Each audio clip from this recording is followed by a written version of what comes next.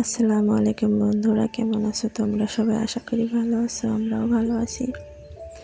সকাল থেকে ব্লগটা শুরু করলাম। রান্না করতে গিয়ে দেখি পানি ফুরিয়ে গেছে। যেহেতু আমরা পুকুরের পানি খাই, টিউবওয়েলের পানি খাওয়ার জন্য শুধু ব্যবহার করি, রান্নার কাজে ব্যবহার করা যায় না। রান্না করলে ভাতের কালারটাও ভালো হয় না, কালো হয়ে যায়। দেখো সকালবেলা সূর্য দেখা যাচ্ছে, কিন্তু একটু সূর্যর কোনো তাপ নেই বা রৌদ্র বের হয় নাই। এই পুকুরে কেউ গোসল করে না, শুধু আমরা আশেপাশে যারা আছি সবাই এখানকার পানি রান্নার কাজে ব্যবহার করি।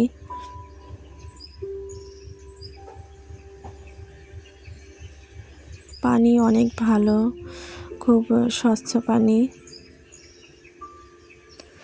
পানি নিয়ে গিয়ে এদিকে আমার এক যা মূলা শাক উঠাচ্ছিল, বলছিল মূলা শাক নিয়ে যাও কিছুটা। মূলা শাক নিয়ে আসলাম।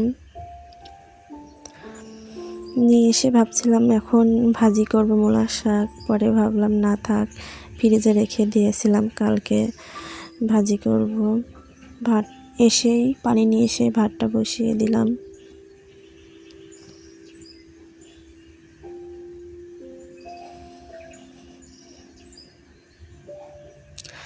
ভাতটা বসানোর কিছুক্ষণ পরেই কারেন্ট চলে গিয়েছিল।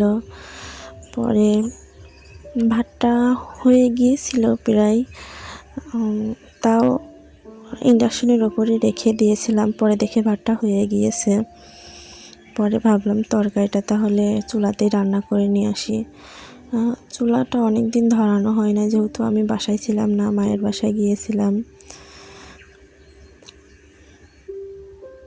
এই জন্য ভালোভাবে জ্বলতেও চাচ্ছিল না চুলাটা। মাটির চুলায় রান্না ভালোই লাগে।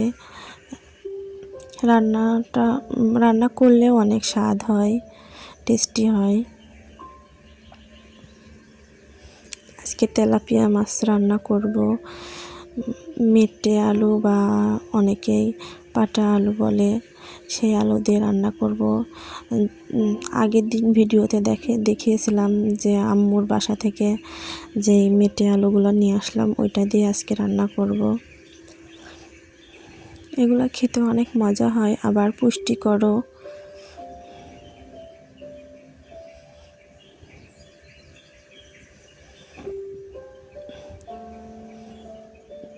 আজকে 3-4 দিন হলো রৌদ্র বের হয় না। আজকে 11টার দিকে রৌদ্র উঠেছিল। শীতের সময় রৌদ্র যদি ওঠে তাহলে শীত হলেও অতটা খারাপ লাগে না। যদি রৌদ্র ওঠে, রৌদ্র না উঠলে এত পরিমাণ কুয়াশা আর বৃষ্টির মতো পড়ছিল। বাচ্চা কাচ্চা নিয়ে এই শীতের মধ্যে অনেকটাই কষ্ট হয়ে যায়।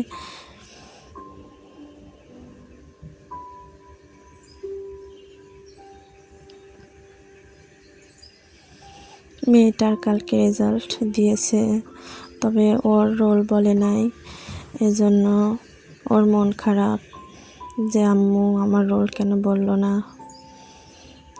আবার স্যার বলছে 1 তারিখে রেজাল্ট বই দেবে।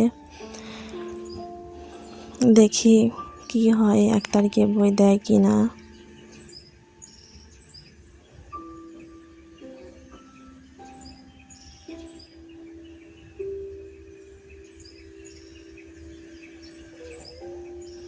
মেয়েটার যেখানে টিউশনি পড়াতাম, সেই স্যারটার নাকি বিয়ে হয়ে গিয়েছে, এখন আর পড়াবে না।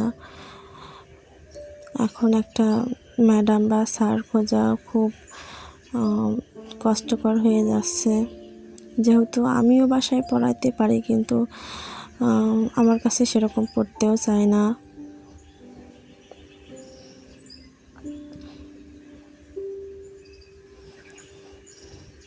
তরকারিটা প্রায় হয়ে গিয়েছে, ধনেপাতা কুচি দিয়ে তরকারিটা নামিয়ে নেব।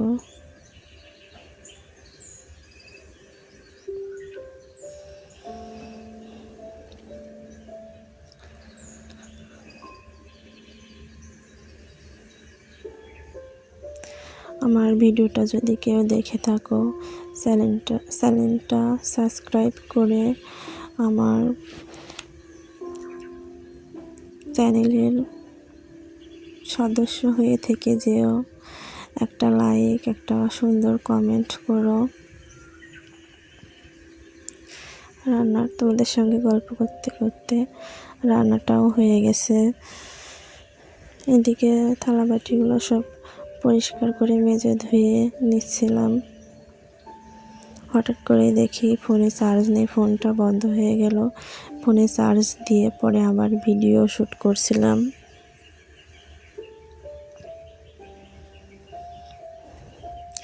অফ ক্যামেরায় বিছানা, ঘর, দুইটা রুমই ঝাড়ু দেওয়া করে নিয়েছি, যেহেতু আমার ফোনটা বন্ধ হয়ে গেছিলো। এজন্য ঘর গোছানো আর ক্যামেরা বন্দি করতে পারি নাই। দেখো আমি উঠান ঝাড়ু দিয়েছিলাম, আমার ছেলেটা কিভাবে এসে বসে আছে। সে ততটাও জ্বালায় না, শান্তশিষ্টই।